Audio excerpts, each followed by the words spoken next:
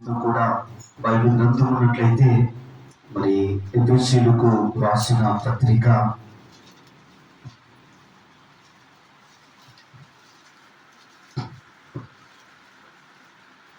2వ అధ్యాయము 13వ వచనాన్ని చదువుతున్నాం. అయినను మునుపు దూరస్తులైన వీరు ఇప్పుడు క్రీస్తు యేసునందు క్రీస్తు రక్తము వలన సమీపస్తులై ఉన్నారు. చాలండి, చిన్న ప్రార్థన.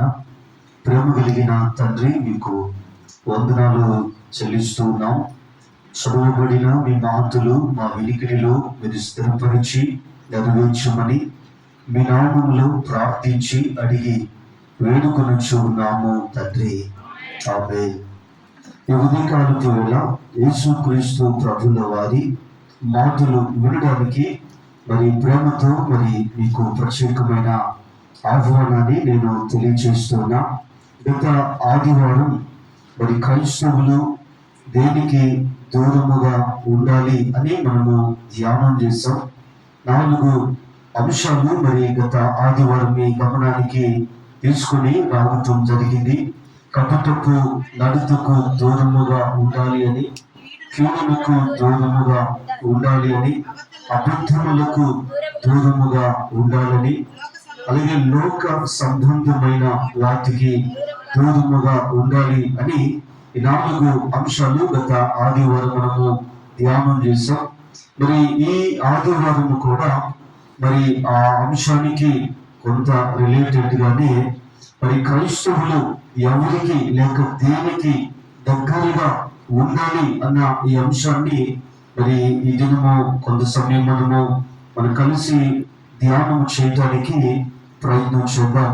అపోస్తలుడైన పౌలు గారు ఎఫెసీ సంఘములకు ఆయన ఈ పత్రికను రాస్తూ 2వ అధ్యాయం 13వ వచనములో, అయినను మునుపు దూరస్తులైన మేము సమీపస్తులై ఉన్నారు. పౌలు గారు ఎఫెసీ సంఘములో ఉన్న పరిశుద్ధులకు ఆయన పత్రిక రాస్తూ మునుపు మీరు దూరస్తులు అని ఇక్కడ పౌలు గారు ప్రస్తావించడం మనము గమనిస్తున్నాం. మీరు ఇప్పుడు క్రీస్తు యేసు నందు క్రీస్తు రక్తము వలన సమీపస్తులై ఉన్నారు. కాబట్టి మునుపు మీరు దూరస్తులుగా ఉన్నారు. ఇప్పుడైతే క్రీస్తు నందు క్రీస్తు రక్తము వలన సమీపస్తులై ఉన్నారు. కాబట్టి దూరస్తులు సమీపస్తులు మీరు అవ్వడానికి కారణము మన ప్రభు అయిన యేసుక్రీస్తు వారు, తర్వాత యేసుక్రీస్తు ప్రభుల వారి పవిత్రత కలిగిన రక్తము వలన అని మీ గమనానికి తీసుకొని వస్తున్నాం. ఈ మాటలు మరి గ్రంథస్థం చేసిన అపోస్తలుడైన పౌలు భక్తుని జీవితాన్ని మనము గమనిస్తే ఆయన తన నిజ కుమారుడుగా తిమోతికి ఆయన పత్రికను రాస్తూ మరి తిమోతికి రాసిన మొదటి పత్రిక 1వ అధ్యాయంలో 12వ వచనాన్ని మనము గమనించినప్పుడు, పూర్వము దూషకుడును హింసకుడును హానికరుడునైన నన్ను తన పరిచర్యకు నియమించి నమ్మకమైన వాడిగా ఎంచినందున నన్ను బలపరిచిన మన ప్రభువైన క్రీస్తు యేసుకు కృతజ్ఞుడనై ఉన్నాను. తెలియక అవిశ్వాసము వలన చేసి తిని గనుక కనికరింపబడి. చాలండి, దేవుని వాక్యం సెలవిస్తుంది.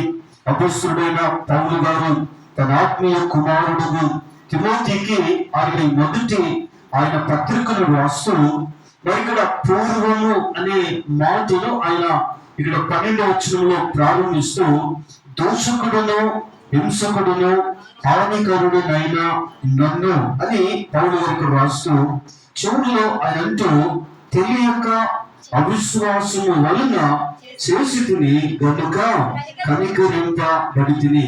తెలియక అవిశ్వాసము వలన నేను పాపము జరిగించాను, పాపములో బ్రతికాను, పాపములో జీవించాను, దోషకుడుగా, హింసకుడుగా, హానికరుడుగా నేను మరి అలాంటి స్థితి పూర్వపు స్థితి అని మరి ఇక్కడ పౌలు గారు పూర్వపు స్థితిని ఆయన గుర్తు చేస్తూ తిమోతికి పత్రిక రాస్తూ పూర్వపు స్థితిలో మరి ఇక్కడ 16వ వచనంలో అంటాడు, ఆ ప్రధాన పాపినైన నా యందు కనపరుచున్నట్లు నేను కనికరింపబడితిని.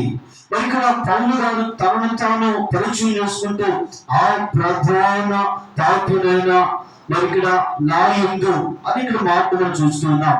మరి ఇక్కడ మరి పౌలు గారు తనను తాను ప్రధాన పాపులలో నేను ప్రధానుడను అని ఆయన ఇక్కడ ఈ మాటను ఆయన గుర్తు చేస్తున్నారు. అప్పుడు సంఘము గమనించుదాం, పూర్వపు స్థితి ఆయన దూషకుడిగా ఉన్నాడు, హింసకుడిగా ఉన్నాడు, హానికరుడుగా ఉన్నాడు. మరి ప్రధాన పాపిగా పౌలు భక్తుల యొక్క జీవితాన్ని మనము గమనిస్తున్నాం. కానీ ఇక్కడ పౌలు గారు ప్రస్తావిస్తూ ఉన్న ఆ మాట గమనిస్తే తెలియక అవిశ్వాసము వలన చేసి తిని గనుక కనికరింపబడితిని. కాబట్టి నేను దూషించాను, అలాగే హింసించాను సంఘమును, అలాగే నేను హానికరుడుగా అనేక మందికి నేను హాని కలుగ చేసి హానికరుడుగా బ్రతికాను, ఒక ప్రధాన పాపిగా నేను బ్రతికాను. కానీ ఇవన్నీ కూడా నేను చేసిన తప్పిదములు అన్ని కూడా తెలియక అవిశ్వాసం వలన నేను చేశాను. కాబట్టి నేను కనికరించబడ్డాను. కాబట్టి మరి కనికరించబడి మరి ఇక్కడ మరి ఆయన ఇప్పుడు దేవునికి సమీపస్తుడుగా దేవుడు ఆయన చేసినట్లుగా సమయంలో గమనానికి తీసుకొని వస్తున్నాం. అలాగే అపోస్తలుల కార్యముల గ్రంథములో కూడా ఒక మాట మీకు నేను గుర్తు చేసి ముందుకు వెళ్ళాలని ఇష్టపడుతున్నా. అపోస్తలుల కార్యముల గ్రంథము 2వ అధ్యాయము 37వ వచనం 38వ వచనం. సహోదరులారా, మేమేమి చేతుమని పేతురును కడుమ అపోస్తలులను అడుగగా పేతురు, మీరు మారు మనసు పొంది పాప క్షమాపణ నిమిత్తము ప్రతి వాడు యేసుక్రీస్తు నామమున బాప్తిస్మము పొందుడి. చాలండి, దేవుని వాక్యంలో మనం గమనిస్తున్నాం.